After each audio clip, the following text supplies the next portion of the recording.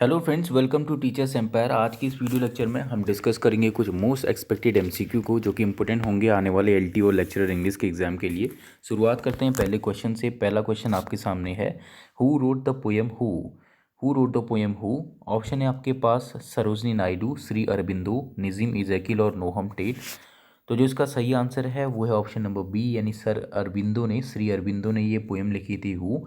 अगर हम बात करूं श्री अरबिंदो की, तो इन्होंने एक और पोएम लिखी जिसको हम लोग जानते हैं a dream of surreal science, SURREAL, a dream of surreal science करके भी इनकी पोएम है। अब अगर मैं बात करता हूँ ऑप्शन नंबर ए यानी सरोजनी नायडू की, तो सरोजनी नायडू आपको पता होगा कि सरोजनी नायडू राज्यपाल भी रह चुकी हैं, जिसको आप लोग गवर्नर कहते हैं। तो ये कौन सी स्टेट की गवर्नर रही हैं, पहले आप मुझे कमेंट सेक्शन में बताइए वीडियो को पॉज करके। अब अगर मैं बात करता हूँ सरोजनी नायडू के वर्क की, तो सरोजनी नायडू जो कि जानी जाती हैं इंडियन वीवर्स के लिए, WEAVERS, इंडियन वीवर्स के लिए। और इसी के साथ साथ जो इनका दूसरा बहुत फेमस वर्क है उसका नाम है the bazaars of Hyderabad. The bazaars of Hyderabad के लिए सरोजनी नायडू जानी जाती हैं। बात करूं ऑप्शन नंबर सी यानी नज़ीम इज़ैकिल की, तो नज़ीम इज़ैकिल आपको पता होगा ये भी एक इंडियन राइटर हैं और ये जाने जाते हैं नाइट ऑफ द स्कॉर्पियन के लिए। और इसके साथ साथ एक और जो इनकी पोएम है उसका नाम है बर्ड वॉचर के लिए भी जाने जाते हैं। इसकी बात हो रही है, नज़ीम इज़ैकिल की बात हो रही है। ध्यान रखिएगा, कभी कभी क्वेश्चन ये भी बन जाता है कि नज़ीम इज़ैकिल इज़ ए, ऑप्शन में आपको पहले दे देगा आयरिश राइटर, फिर दे देगा आपको स्पेनिश राइटर। तो जो उसका सही आंसर होगा, ध्यान दीजिएगा, नज़ीम इज़ैकिल एक इंडियन राइटर हैं। और नज़ीम इज़ैकिल की बेस कहाँ से जुड़ी है ये आप मुझे कमेंट सेक्शन में बता सकते हैं। नेक्स्ट क्वेश्चन है, who wrote the poem how soon has time. इसको हम लोग हैज़ पढ़ेंगे, HAS हैज़। ऑप्शन है आपके पास हैज़लिट, जॉन मिल्टन, W.B. यीट्स या T.S. इलियट। इसका जो सही आंसर ऑप्शन नंबर बी यानी जॉन मिल्टन ने ये पोएम लिखी थी हाउ सून हैज़ टाइम।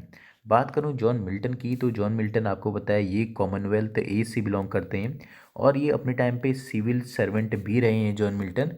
अब आप मुझे बताइए जॉन मिल्टन कौन सी और एजेस से संबंधित थे, या आपको पता है जॉन मिल्टन 3 एजेस को बिलोंग करते हैं और वो 3 एजेस कौन कौन सी हैं, कमेंट बॉक्स में आप मुझे बता सकते हैं।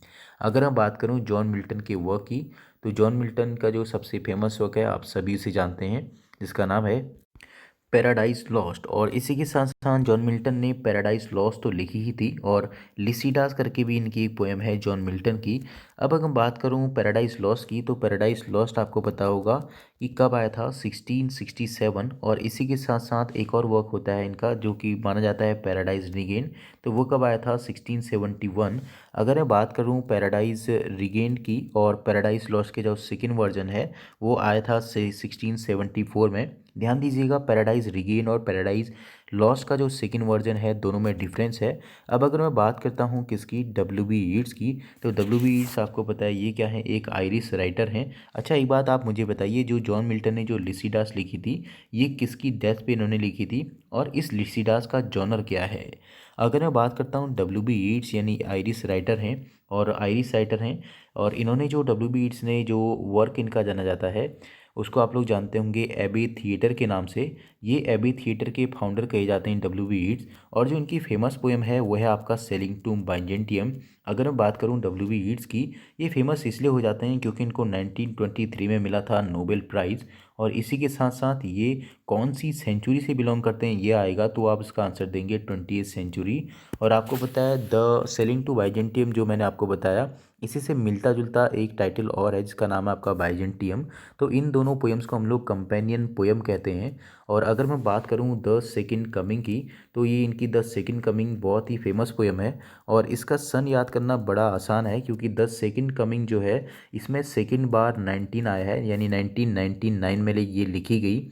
अगर मैं बात करता हूँ द सेकंड कमिंग के फर्स्ट पब्लिकेशन की, तो ये कौन सी मैगजीन में पब्लिश हुई थी ये आप मुझे कमेंट सेक्शन में बताएंगे।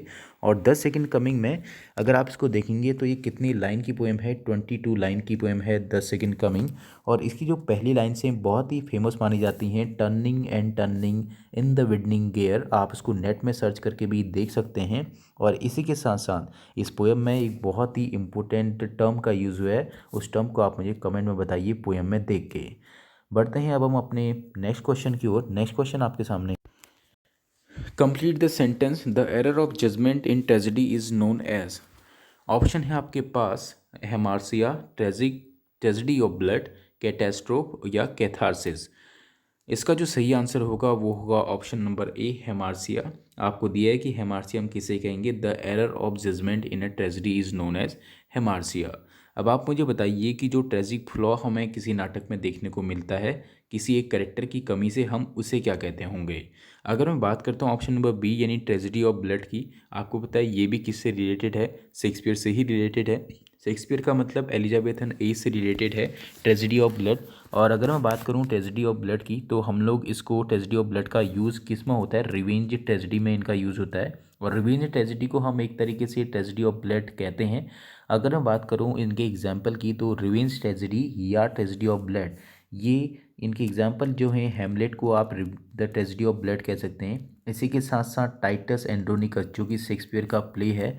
अब आप मुझे बताइए कि शेक्सपियर का पहला ऑफिशियल प्ले हम किसको मानते हैं और लास्ट किसको मानते हैं। अगर मैं बात करूं टाइटस एंड्रोनिकस की, तो ये किसका एग्जाम्पल होगा, ट्रेजेडी ऑफ ब्लड का एग्जाम्पल है। और इसी के साथ साथ जो मैंने अभी आपसे बोला कि ट्रेजेडी ऑफ ब्लड को ही हम लोग रिवेंज ट्रेजेडी भी कहते हैं।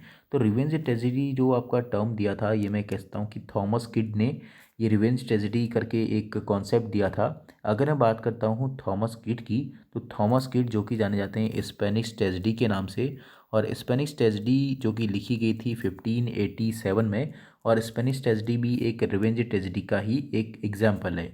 अगर मैं बात करता हूँ ट्रेजेडी ऑफ ब्लड, जो मैंने अभी एक नाम लिया जिसका नाम था हेमलेट, और इसी से मिलता जुलता एक और नाम है यू आर हेमलेट। तो जो ये यू आर हेमलेट करके वर्क है, ये भी किसका है, थॉमस किड का ही है। और थॉमस किड कौन सी एज से बिलोंग करते हैं, सर्च करके आप मुझे बताएंगे।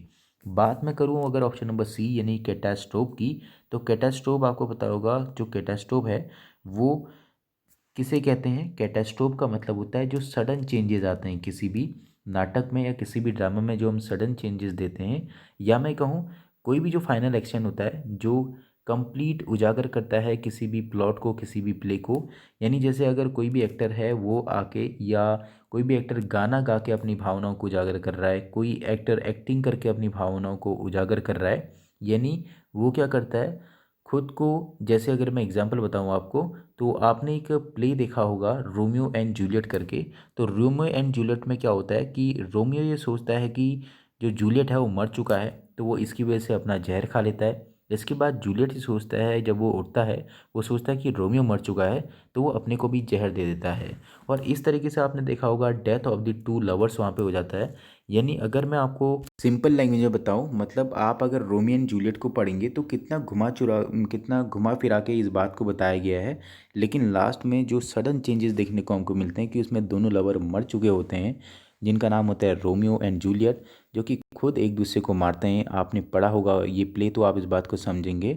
यानी death of the two lovers, या मैं आपसे कहूँ सडन जो चेंजेस होता है उसको हम लोग बोल सकते हैं कैटास्ट्रोफ।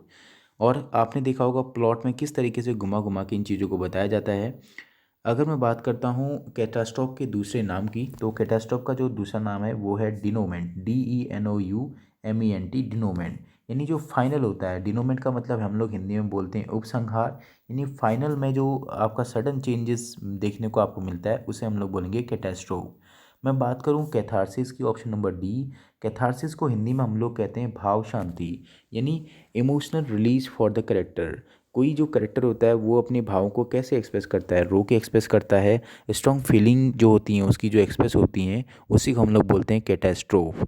अगर मैं बात करूं कैथारसिस की, तो इसको हम लोग क्या बोलते हैं, कैथारसिस जो है ये एरिस्टोटल ने ये टर्म दिया था कैथारसिस। और ये कौन सी लैंग्वेज का टर्म है, कमेंट बॉक्स में आप मुझे बताएंगे। बढ़ता हूँ नेक्स्ट क्वेश्चन की ओर। नेक्स्ट क्वेश्चन आपके सामने है, कम दाउ mortar wretch with the sharp teeth his not instincate।